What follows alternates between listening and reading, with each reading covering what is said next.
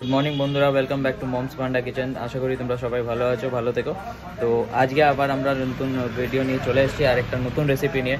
তো আজকের রেসিপি হচ্ছে তোমাদের সর্ষে ইলিশ ভাপা করেছি। তো চলো কিভাবে বানাবো সেগুলো সব স্টেপ বাই স্টেপ দেখাবো তোমাদেরকে। হ্যালো বন্ধুরা, গুড মর্নিং। তো আজকের রেসিপি হচ্ছে সর্ষে জিরে দিয়ে ইলিশ মাছের ভাপা। তো তার জন্য নিয়ে নিয়েছি নুন হলুদ মাখিয়ে ইলিশ মাছটা ম্যাগনেট করে রেখেছি, হলুদ, কালো জিরা, নুন আর কাঁচা লঙ্কা, সর্ষে আর গোটা জিরে দিয়ে পিষে নিয়েছি। তো আমি এবার সর্ষে জিরে কাঁচা লঙ্কা বাটাটা দিয়ে দিলাম। এর মধ্যে একটু হলুদ দিয়ে দিচ্ছি,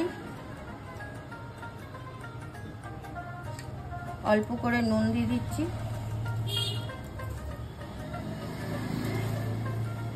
সর্ষের তেল দিয়ে দিচ্ছি।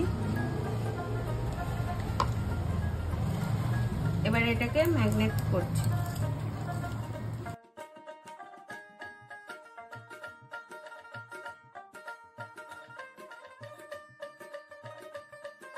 তো কড়াইতে আমি একটু তেল দিয়ে দিচ্ছি। তো তেলটা গরম হয়ে গেছে, তার মধ্যে আমি একটু ফোড়ন দিয়ে দিচ্ছি কালো জিরে। আর আমি ম্যাগনেট করা মাছগুলো কড়াইতে ঢেলে দিচ্ছি। তো আমি একটু বাটি ধোয়া জলটা দিয়ে দিয়েছি আর 10-15 মিনিট আমি ঢাকা দিয়ে রেখে দেবো।